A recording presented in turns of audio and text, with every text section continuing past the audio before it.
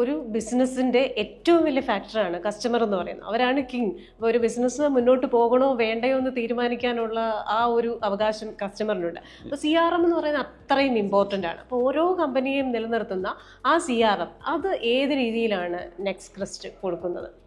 തീർച്ചയായും നമ്മൾ ഏതൊരു ബിസിനസ്സിൻ്റെയും ഏറ്റവും ഇമ്പോർട്ടൻ്റ് പാർട്ട് കസ്റ്റമറാണ്. കസ്റ്റമർ ഇല്ലെങ്കിൽ പിന്നെ ബിസിനസ് ഇല്ല.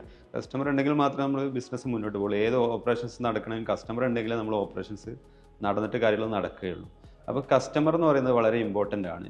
കസ്റ്റമേഴ്സിനെ ഉണ്ടാക്കാൻ വേണ്ടി ഒരുപാട് എമൗണ്ട്, നല്ല രീതിയിൽ എമൗണ്ട് സ്പെൻഡ് ചെയ്യുന്നുണ്ട് എല്ലാ കമ്പനികളും. മാർക്കറ്റിങ്ങിൽ നല്ല എമൗണ്ട് സ്പെൻഡ് ചെയ്യുന്നുണ്ട്. പലപ്പോഴും സംഭവിക്കുന്നത് നമ്മൾ വലിയ എമൗണ്ട് സ്പെൻഡ് ചെയ്ത് കസ്റ്റമേഴ്സിനെ ക്രിയേറ്റ് ചെയ്യും, എൻക്വയറീസ് ജനറേറ്റ് ചെയ്യും, ലീഡ്സ് നമ്മുടെ അടുത്തേക്ക് എത്തും. പക്ഷേ അതിനുശേഷം നമ്മൾ കൃത്യമായിട്ട് അതിനെ ബിസിനസ്സാക്കി മാറ്റാൻ വേണ്ടി നമ്മൾ വേണ്ട രീതിയിലുള്ള ഒരു സിസ്റ്റം ഇംപ്ലിമെൻറ്റ് ചെയ്തിട്ടുണ്ടാവില്ല.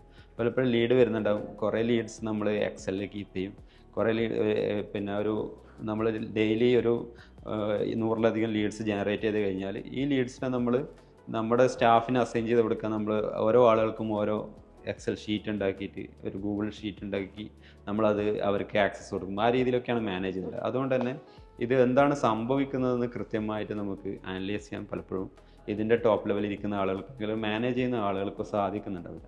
അതിന് പകരം എല്ലാ പ്ലാറ്റ്ഫോമിൽ നിന്ന് എവിടെ നിന്ന് വരുന്ന ലീഡ്സ് നമ്മളൊരു സിംഗിൾ പ്ലാറ്റ്ഫോമിലേക്ക് കൊണ്ടുവന്നു ആ പ്ലാറ്റ്ഫോമിൽ നിന്ന് തന്നെ അസൈൻ ചെയ്ത് കൃത്യമായി ഓരോ സ്റ്റാഫിനും നമ്മൾ ലോഗിൻസ് കൊടുത്ത് കൃത്യമായി അസൈൻ ചെയ്ത് ഓരോ ആളുകളുടെയും പ്രൊഡക്ടിവിറ്റിയും അതുപോലെ തന്നെ ഓരോ ആളുകളും ചെയ്യുന്ന വർക്കും കൃത്യമായിട്ട് നമുക്ക് അനലൈസ് ചെയ്യാൻ പറ്റും. അവർക്കും നമ്മുടെ വർക്ക് ചെയ്യുന്ന സ്റ്റാഫിനും ഈസി ആയിരിക്കും. പ്രോസസ്സുകൾ, റിമൈൻഡേഴ്സ് ഉണ്ട്, അവർക്ക് ഏത് സമയത്ത് അവരുടെ ഫോളോ അപ്പ് ചെയ്യണമെന്നും ഒക്കെ കൃത്യമായിട്ട് സെറ്റ് ചെയ്യാനും, അതുപോലെ ടോപ്പ് ലെവലിൽ ഇരിക്കുന്ന ആളുകൾക്ക് അവരുടെ ഡാഷ്ബോർഡ് ത്രൂ തന്നെ എന്താണ് നടക്കുന്നത് മനസ്സിലാക്കാനും, എവിടെയാണ് പ്രശ്നം എന്ന് അനലൈസ് ചെയ്യാനൊക്കെ ഈ ഒരു CRM ത്രൂ അവർക്ക് സാധിക്കും. അതുപോലെ AI യൂസ് ചെയ്തിട്ട് ഞാൻ നേരത്തെ പറഞ്ഞതുപോലെ നമ്മുടെ ERPനെ കുറിച്ച് പറയുമ്പോൾ പറഞ്ഞതുപോലെ നമുക്ക് എന്താണ് മാർക്കറ്റിങ്ങിൻ്റെ പ്രൊജക്ഷനും മാർക്കറ്റിങ്ങിൻ്റെ ടാർഗറ്റ് എന്താണെന്ന് സെറ്റ് ചെയ്ത് കഴിഞ്ഞാൽ അതിനനുസരിച്ച് എന്ത് വർക്ക് ചെയ്യണമെന്ന് AI പ്രെഡിക്റ്റ് ചെയ്ത് തരും. AI നിങ്ങൾക്ക് സജസ്റ്റ് ചെയ്തു തരും.